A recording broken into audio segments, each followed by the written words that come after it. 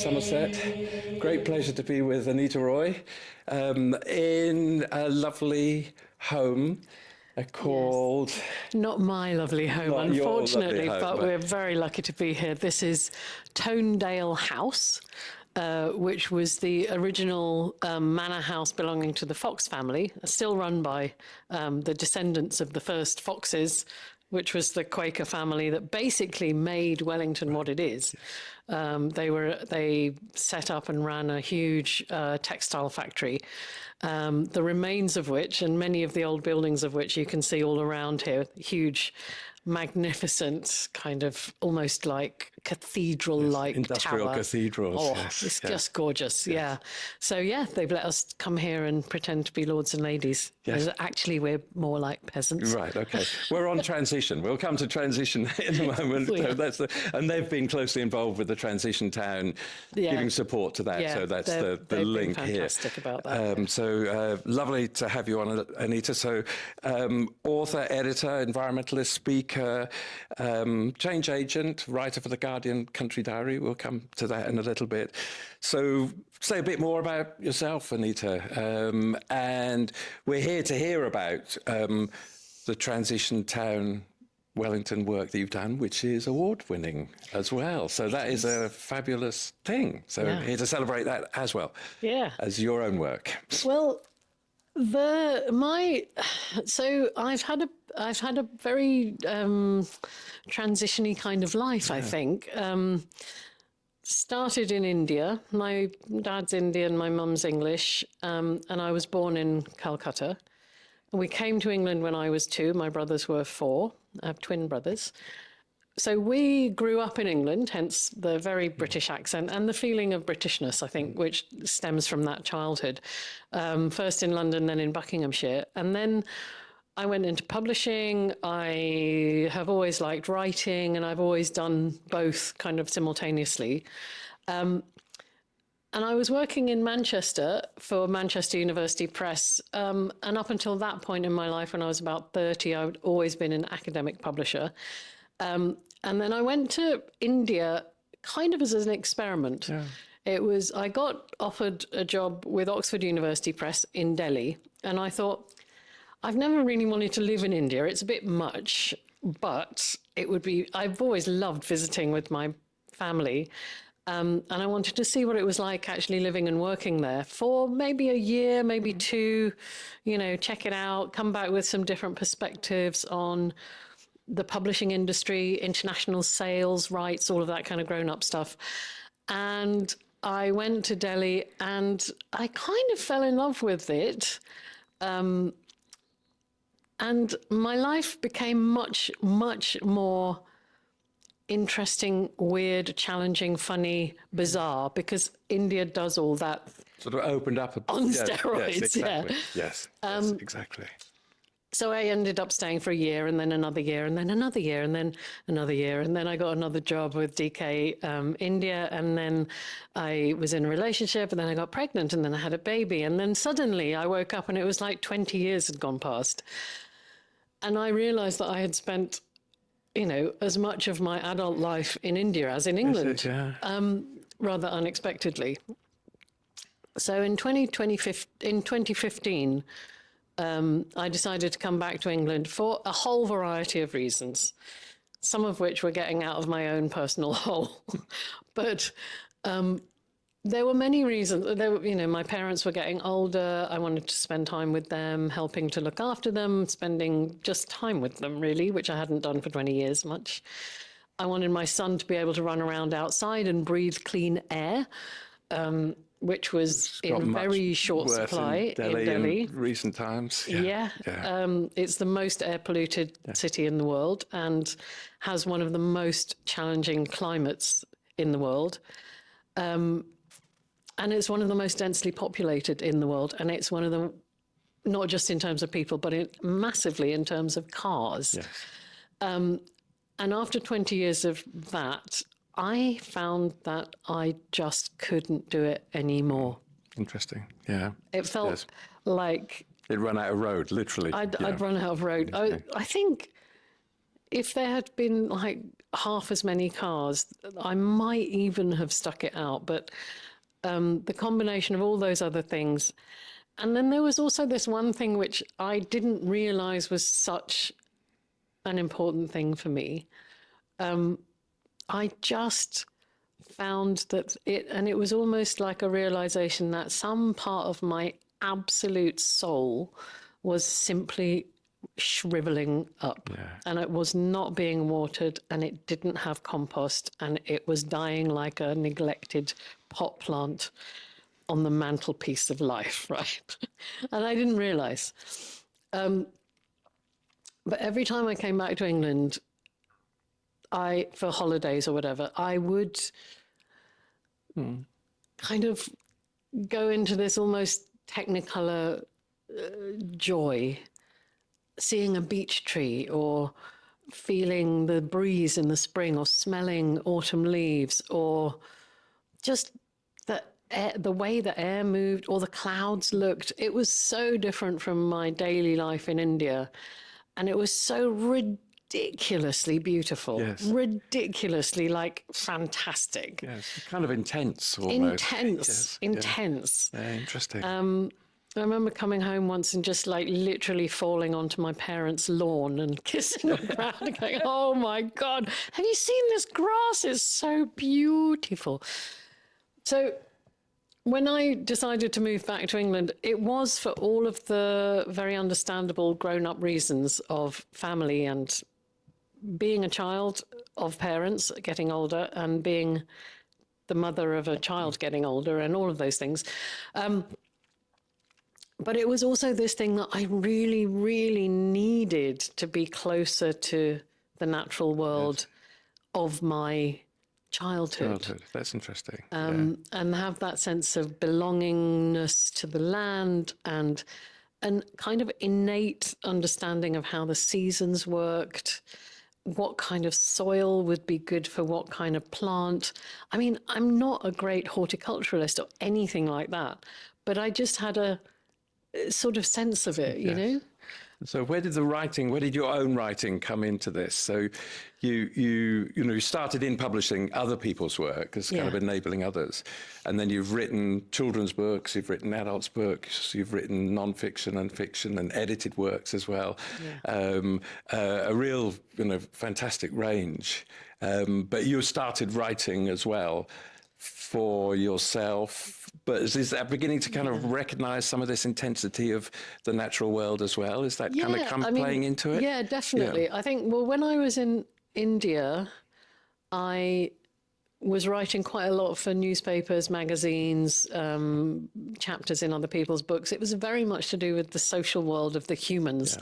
Particularly women, particularly looking at, from a female perspective, quite funny, some of it, quite serious. Like, I've always done this funny, serious thing. Like, I don't think the two are at all opposite. No, they should run on similar rails. Yeah, absolutely. Exactly. Yes. But when I came back to the UK, I mean, in India, Jules, I have to say, I was quite well known as a publisher and as a writer in those kind of circles. And when I got back to the UK, I had my little ego got quite a kicking. It was great. It was very good for me. That's interesting. Yes. It was did you know that was going to happen, or did you suspect that you might? Because moving those transitions also mean giving up stuff as well as taking on things. And they do. Maybe we think we're giving up one thing, and actually we end up giving up something else. But that's quite hard to give up recognition, notoriety. It is identity, but it is also weirdly liberating. I mean, like fantastically liberating. Yeah. So on the one hand, there was a little bit of my ego soul which was going, but hello, look at my CV. I've published a lot. Why aren't you taking me more seriously, or noticing, or how do you not know? So there was that. But simultaneously with that, there was this incredible, fantastic sense of relief and liberation. That's really interesting. Like, nobody knows. Yes, yes. I could be anything. Yes. How exciting. Like I don't have, and also I don't have anything to prove when and I think that's something that comes with age. Isn't that interesting? So I personally, I can see echoes in having formally retired a year and a half ago Yeah. from the thing called the university. I'm still associated with it, but you can just kind of swan around and not have responsibilities and so Yeah. forth. But you do give up. I gave up a lot of things. Yeah. I gave up a lot of people wanting stuff and wanting solutions, Yeah. and thinking that's kind of part of your identity. Yeah. And then after a bit, you just go, "Oh, this is lovely, actually. All this space, this time. Yeah. You know, that things are not going to kind of be knocking at your door, but that's great. You can, provided you develop these other things, or they're nascent, as you've just described, you can let them flower." So what happened with all this sudden space that opened up was, my income just fell off a cliff because I'd been earning in rupees for 20 years, so I had no money. But I had fantastic parents who were... And they were here in Wellington? And they weren't. No, they were living in Buckinghamshire in our old, in the house where I grew up, you know. But they have always had my back. They've always sort of been like, it's okay, you can always come back home kind of thing. Immensely privileged position to be in. I do realise that. So Wellington wasn't a place that I knew at all. My brother and sister-in-law had just moved here, and I was fully prepared to move back to mum and dad's house and live in my bedroom and bring up my son in our house and all of that. And then my mum, bless her, she died about this time last year. Yeah. Sorry about that. Yeah. Rang me up and said, "Do not do that. In fact, I will stand at the door and not let you in." I was like, "What, really?" She said, "Yeah, you'll get bored, you'll resent us. You should go to live in Wellington, be near your brother, have an adventure, explore a new place, and if it all works out, which it will, we will come and join you." That's brilliant. Which was the best thing she'd ever... I mean, she was just amazing. What wisdom to see that. Totally. Especially, she's probably thinking, wouldn't it be lovely to have a daughter come back and grandson come back? Yes. And yet she knows that that's the road to ruin as well. I know. And she also said, "Don't tell your dad I'm saying this." He would be like, "Come back home." Anyway, so let's hear a bit about Wellington then, kind of life here. So Wellington is just... so Wellington, as soon as I moved here... I was in this so my memoir to be written will be called From Delhi to Welly. Yes. Because obviously. Has to be. But in the years after I first moved here, I was just it felt like I was on ecstasy most of the time. I was just like, everything is so pretty and so clean, and these English people are so quaint. They go around saying things like, "Oh, isn't the litter terrible? Terrible litter." Like, literally, there is no litter. Let me just show you a picture of the main roads in Delhi. Isn't the traffic awful? Oh, God, the traffic is awful. Yes. I was like, there literally is no traffic. What's wrong with you people? How dare you complain about anything? Yes. Like, ever. Isn't that lovely? So, but that kind of gives, I mean, it does strike me that those insights are very creative. I mean, they're kind of reactive, as you've described them, but they're also creative in as much as that you've got these two viewpoints of the world. Of course, we've got more than that, but those two sharp ones you've just described actually kind of open up a way of seeing the world that becomes kind of unique, because others haven't been through the life that you've just described, being childhood, then going away for 20 years, coming back to the same country, but a different place, and then kind of tying that all together in the writing. That's very interesting. Well, so the writing, I was, for various reasons, I ended up doing this MA in travel and nature writing at Bath Spa University with a fantastic writer and birder called Stephen Moss. Now, he had just set up that MA, so I think I was in the second cohort. And I remember saying to my son, who was like 12, 13 at the time, "I don't know if I should do this. I mean, I don't need an MA. I'm already a writer, and it's quite expensive, and I don't need to do this. It's not like I need a qualification at my time in life, blah." He said, no, I think you should. I said, oh, okay then. He said, you need some action in your life. That's so I was like, okay, yeah. okay. And I did. And what happened with that, and one of the main reasons for doing that was because being a writer, you can only really be an interesting writer if you do interesting things and have an interesting life to write about, right? Yes, exactly. Yes. Or at least that's... Well, if you're beginning with nature and the environment and the outside world and the social world, as you've described as well, then it has to be it has to happen outside to come inside. Yeah. Exactly. I went outside to come inside of it. Is that John Muir? Is that John Muir? Might be. I went for a walk and found myself, something like that. Anyway. And doing nature writing or becoming a nature writer was a way for me to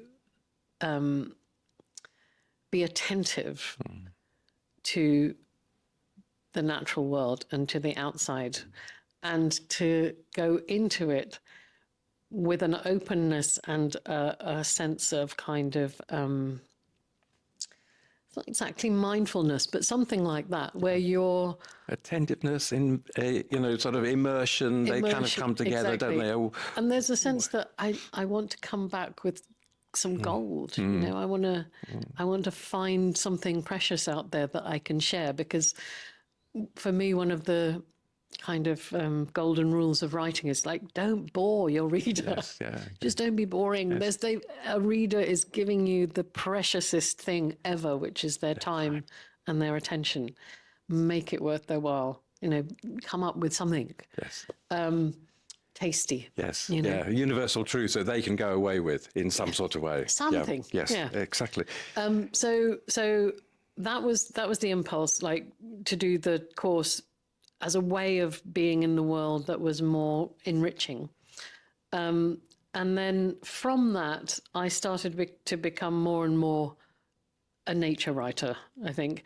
And simultaneously with all of that, I just became more and more and more involved in Transition Town Wellington, because that, again, is a way of bringing all of the everything, really, the intellectual, the emotional, the physical engagement with the outside world, or with the world, Yes. with the world. With the world, with the social world, with the people, with the other people in the community. Exactly. Yeah, It's a way, for me, it made my being in the world feel infinitely more useful to the world and infinitely more enriched in that to and fro relationship with the world, human and more than human. That has only really, for me, yielded riches, riches and riches. I mean, so many friends, so many connections. And we have now got this incredible landscape, which is engaging with humans, and humans are engaging with it in a way that is creative and abundant and nourishing on every level. And it has now involved the entire town. It's not just Transition Town Wellington looking after a few community gardens. That has done the thing that I've called the green snowball effect has happened, where it has snowballed over the last 5 or 6 years into what we now have right here outside Tonedale House, which is a national award-winning forest garden that's been made by the community entirely by volunteers, and is just like paradise. But it's also that project in itself has given rise to the situation of the town council buying or leasing from the district council, who bought from a private owner 65 acres of land, which are now protected for 150 years as a green corridor for Wellington, for biodiversity, for community, for outdoor activity, for the benefit of the wildlife and the people. And last year, the Woodland Trust and our team of volunteers here planted over 3,500 trees. So we're making new woodland areas, we're restoring hedgerows, we're now able to look after the waterways and the mill ponds because they've just been gifted to us. Yes. So there's another 40 acres of local nature reserve which is being planned. So this green corridor is just kind of spreading out. It's fantastic. So this is actually in the middle. I mean, it's almost the middle of Wellington. You've got the mill. You mentioned the mill earlier on. We're in the territory of the old industrial quarter here, and the land has started. There are orchard trees as well, not just, as it were, forest trees. No. So much of modernist life has been the loss of the commons to the private domains in all sorts of ways. I mean, not just land, but utilities and all sorts of other things. Yeah. But here you've turned it around. You've helped to create a common, which that everyone, it doesn't lock up at night. Presumably, anybody can go there. Anybody can get engaged, and anyone can harvest the fruit, nuts, herbs, flowers that we are growing there. And I had this wonderful conversation with someone fairly recently, and I was describing all this, and he was going, "Yeah, well, hang on, but so what? I mean, like, but what you mean? Anyone can come and just pick stuff, not just the people who've grown it." And I was like, "Yeah, that's the whole point." And he said, "But you've done all the hard work, and someone else is getting the benefit." And I was like, "That's what we're for. Exactly. That is literally why we are here, is to be here for others, whether they're human others, whether they're non-human others. That's the point of us. Like, what else is the point?" Yes. And isn't that fantastic? Because if you were to try to explain that to somebody, that would be quite hard, perhaps. If you're taking the person who asked the question. I mean, sometimes people ask questions because they're coming from a place that hasn't quite understood it yet, but once they get it, they may be real strong supporters of a new way of thinking, a new way of acting. Yeah.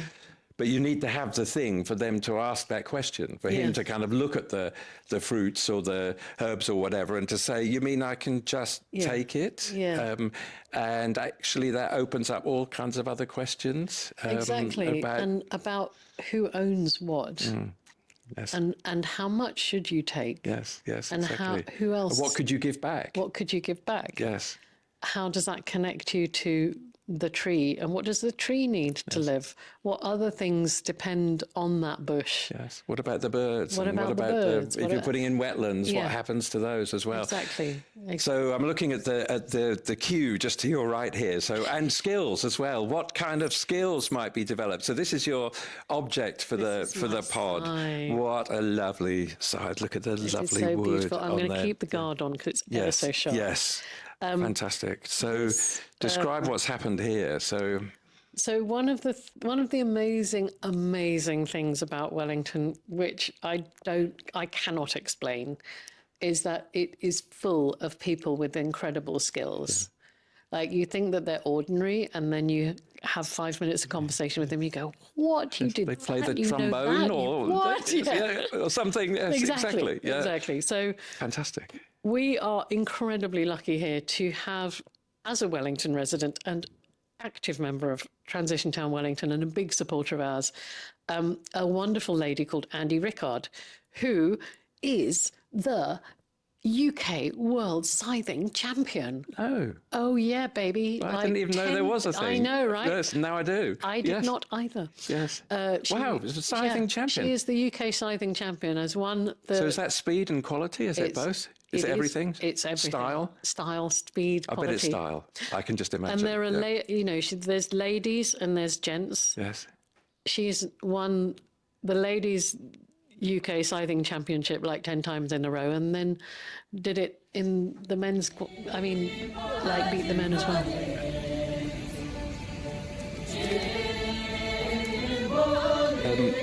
Let's come to a book or two. Let's talk about Gifts of Gravity and Light. So this is a book that you co-edited recently. Gorgeous book, beautiful writing in there. Some really fabulous writing, actually. And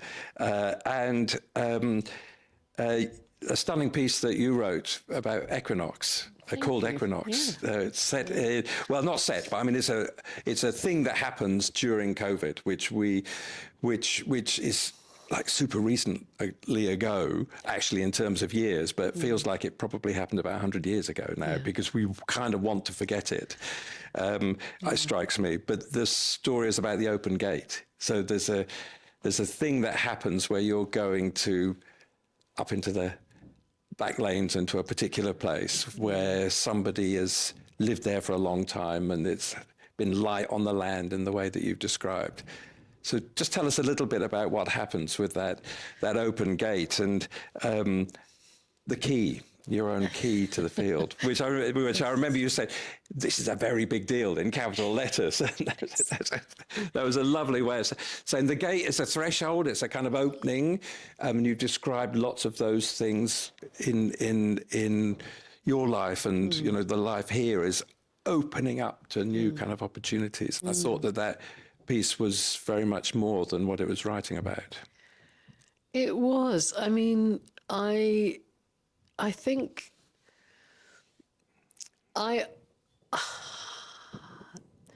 there was at that point in my life, and particularly, and I think that this is probably true, I don't know, probably for you as well, and for many people, that there are certain periods in your life where coincidences and confluences seem to just, there seems to be this almost like a sort of sense of imminence, something about to be said, like the trees in the spring.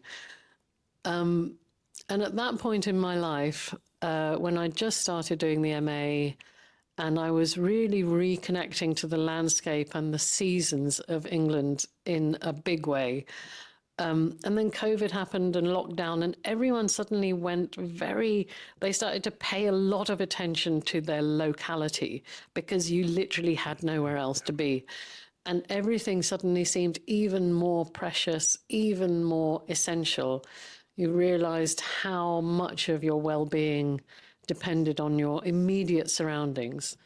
And at that point of time, for various reasons, I got access to this very amazing field up in the Black Downs, where the owner, who doesn't describe himself as the owner, he calls himself the guardian. Yeah.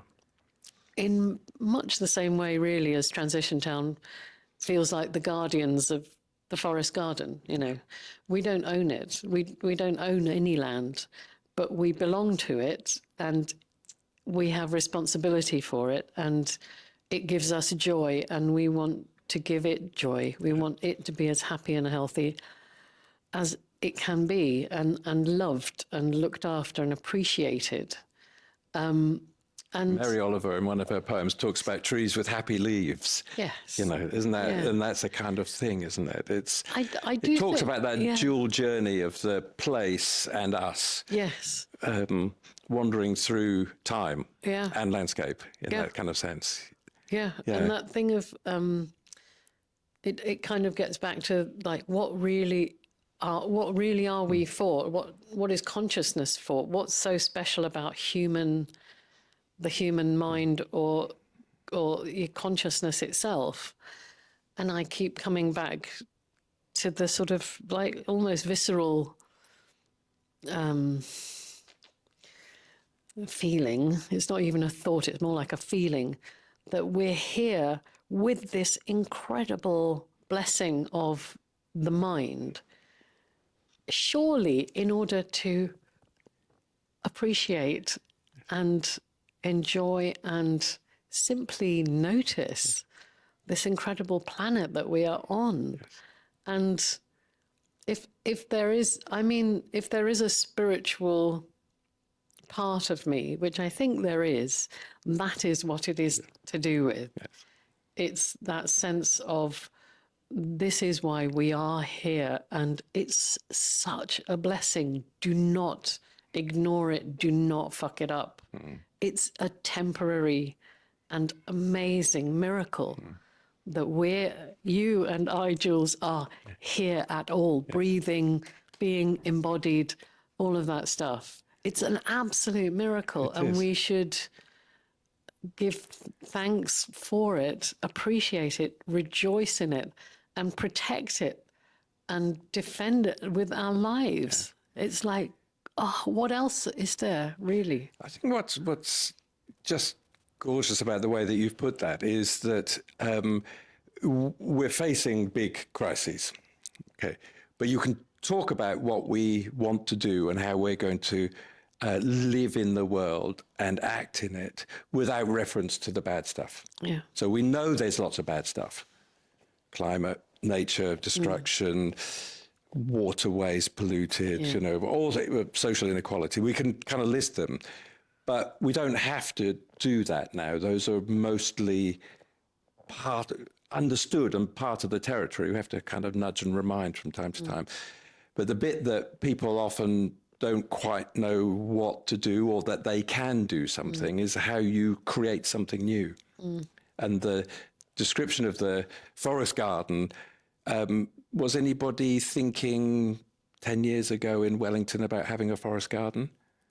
Probably, maybe one or two were dreaming. Maybe you were dreaming about, you know, exactly. So Helen Gillingham, who's our gardening lead, I think she dreamed it into existence. Fantastic, really. lovely, great. So you write for the Guardian Diary as well, the Country Diary. Country Diary. That's a lovely institution, I think we can call it that. Little pieces. So not. I mean, a challenge. It's difficult to write a short piece, isn't it? God, My goodness. So what you've written about: a spider's web, the taste of an apple, wassailing, Scything. Yes. I've just sent in my new piece today, which is about waterways and rivers and the non-human world. Lovely. And being a salmon or being an otter. I've been doing quite a lot of getting into the skins of the non-human. Yes, lovely. Kind of literally. Which is a fascinating thing. I'm all for demoting or sidestepping the human in favour of the more than human world. Yes, because I think that is also the key to our everything, really. I mean, I think calling it more than human is a lovely way. Also, a lovely way of saying. I mean, we're faced with all kinds. Sometimes it's just an easy kind of rhetorical device. The binaries: good, bad, you know, past, future, modernist, traditional, environment, growth. You know, whatever. These things are often set in opposition to each other, and quite a lot of the work that one has to do is to say, no, look, you can navigate between these, and actually, if you lean into the thing that looks bad, you might find that the emergence of the good kind of comes out of that. That those binaries are difficulties put in the way, and it's quite clear that formal models of economic growth don't have to exclude the environment. In fact, if they did include it, they'd be much better, we know. But I mean, not including it is just nuts. insane. Of course it is. Insane. Yeah, exactly. It's so it's talking about a more than idiocy. Yes, it is. It is, and we still work at it, so maybe the message will get through. But talking about the more than human world is also a way to say it's not humans versus animals or nature. It is put them together, put us together, put the kind of active, animate world together, and something different happens. Well, we are them. There's Ed Yong's fantastic book on microbes. You know, I contain multitudes. I mean, Walt Whitman said that, but it's also literally true. Yes. And there's Jay Griffiths' new book, How Animals Heal Us, which is a hymn to human-animal interconnection and dependency and enrichment and, you know, the nourishment and the awful things that happen when that is severed. Yes. And she wrote a lovely piece in the book as well, in the Gravity and Light book. Yes. Lovely chapter in there. Yeah. friend of both of us, and some other gorgeous pieces in there. I really recommend. Let's come to a kind of couple of thoughts about sometimes the words heroine and hero like maybe troubling because we've talked about a kind of a collective vision for changing, that togetherness is part of this. But people you might have looked up to, or a person, who would you, might you focus on somebody, name someone? You know, I have been giving this some thought, and there are some obvious heroes of the environmental movement. But actually, I kind of, the person that I really, really admire is a land artist called David Nash, who back in the 70s planted a ring of ash trees and has been training them into what's now called the ash dome. And these are the ones that were cut at an angle. Yeah, Yes, they were sort of woven into each other. Fletched Yes, and woven. exactly. Yeah, That's right. Yeah, fletched. Yes, they weren't cut. They were. Yeah. Yes, exactly. Yeah, They were like hedgerow, hedge yeah, laying kind of technique. Yeah, yeah, exactly. okay, that's right. Was David Nash who did that. David yes, Nash, yeah, brilliant. is an absolute hero icon of mine. The artwork that he has produced over the course of a lifetime is so profoundly moving and so engaged in natural processes. The way that he uses wood, it's like someone speaks the language of trees. He knows how to have a conversation with a tree because he speaks their language. He has such a facility with shaping, and it's such a two-way collaboration. Like, all of his artwork really feels like this thing, whatever it might be, living or in a museum, is an intense collaboration between a human and a more than human thing, whether that's fire or water or erosion or organic growth. It feels like they're in a dance with each other. It's absolutely beautiful. And I am just a huge fan of his. I think he's amazing. It struck me when you were talking about the scythe earlier on and the kind of slowness of that. There's also a thing about time as well. It's not just that you're acting slowly, it's you're expanding time. And if he's working with trees that some trees will, in our landscapes will live for 1,000 years. So there's a kind of deep time kind of component to this. But the sculpture he does with the ash trees, this isn't a piece of work that's going to be finished by 5 o'clock in the afternoon. Yeah. You're thinking about time in a very different way. Yeah.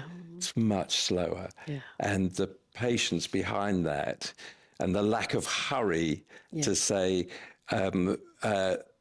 maybe he did think this, I assume not, but like, it's not ready.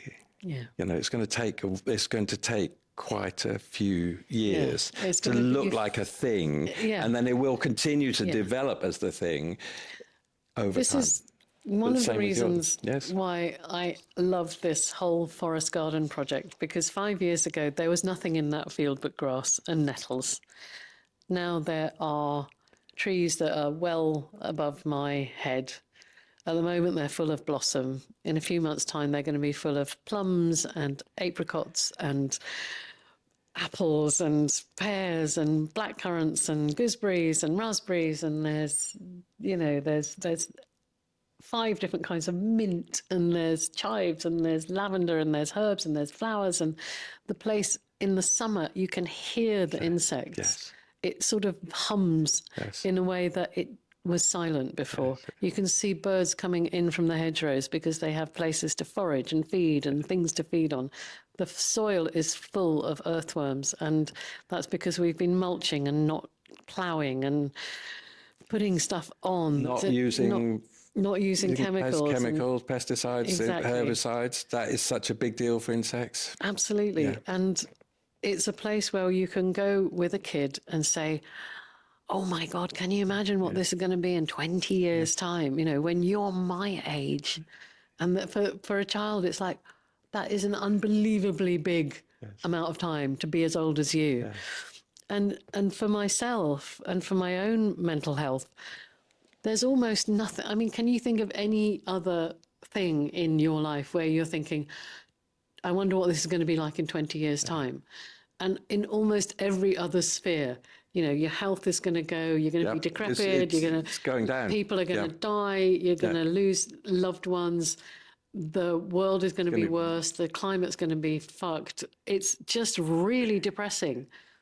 Except when I think of Fox's Field, I'm actively looking forward to what it's going to be like in 20 years' time. It'll be mature. The arc of history is changing. Yeah. Very interesting. And that is a different time frame thing. It is. Lovely. Well put. A book to recommend?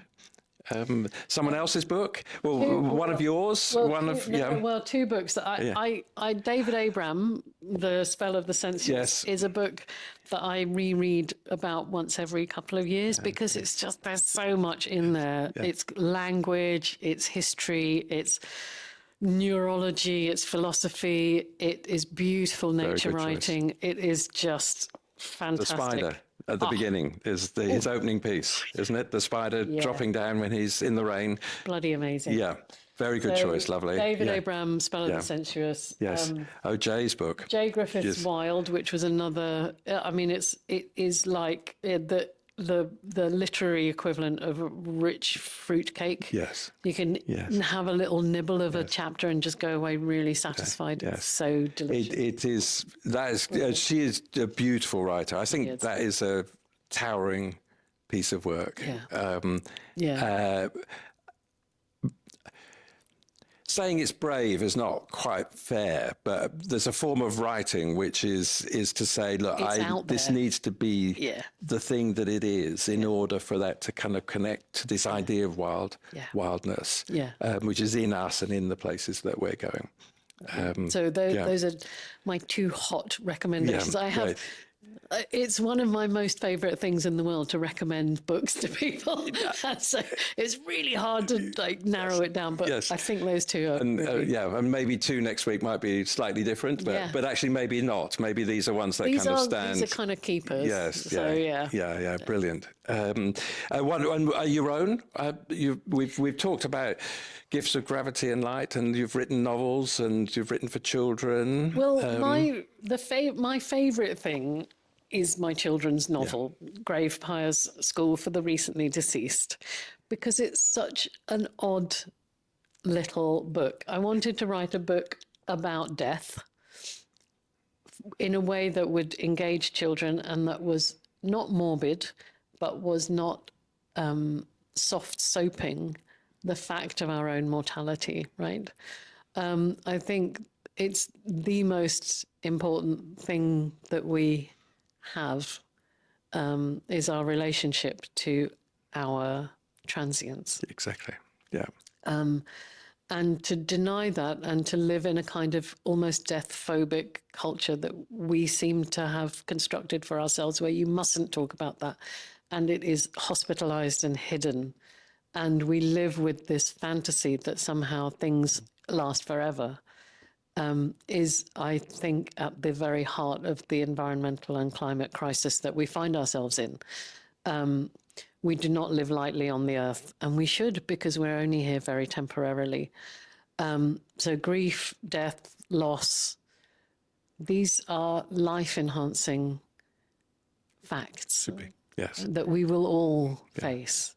And tying that to transience is a way of finding a way through that. Yes. A way to use that positively, as you've described. So the story is set in the afterlife, where a young boy who's recently deceased finds himself in a school where he's learning how to be dead properly. And that involves going on a quest to find a seed of hope. He needs to enlist the help of the school vultures to help him find, and it's in many ways a traditional kind of quest story. Like he really wants to get back to the land of the living, to his family, to life in Delhi, to his school, his friends.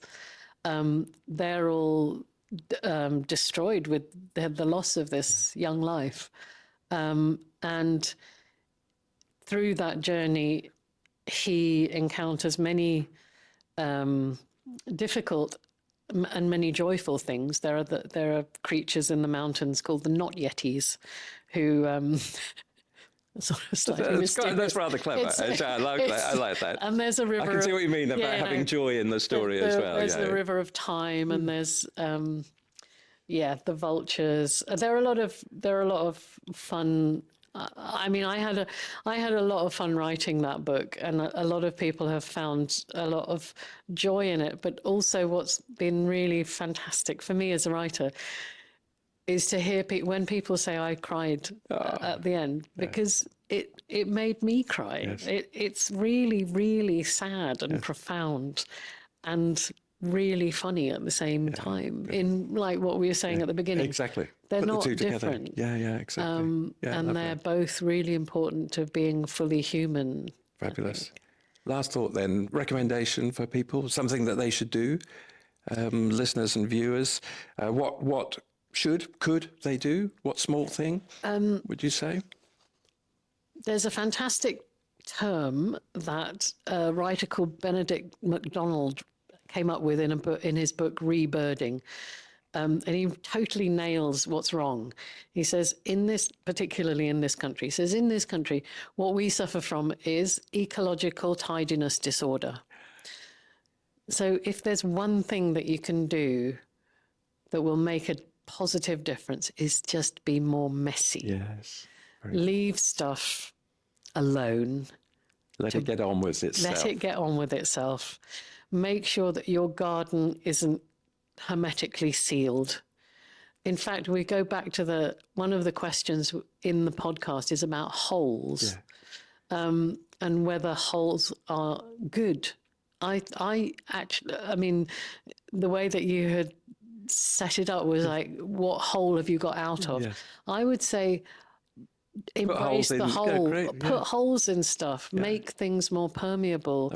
If you want a resilient and an abundant and a dynamic landscape, that is a landscape that is full of holes. It's permeable. It's not set in stone. Yes. And that's also what you need to do with yourself is be open and take risks. That's where relationship happens. That's where love gets in. That's the chink where the light comes in. Exactly. It's in those moments of vulnerability. Thank you very much. Yes, perfect. So I would say, holes and messiness. Holes are good. Yeah. Messy is good. Yeah. We need more mess. Yeah, fantastic. Anita Roy, thank you so much indeed. Lovely to have a chat. Thanks a lot. That's been simply gorgeous. My pleasure.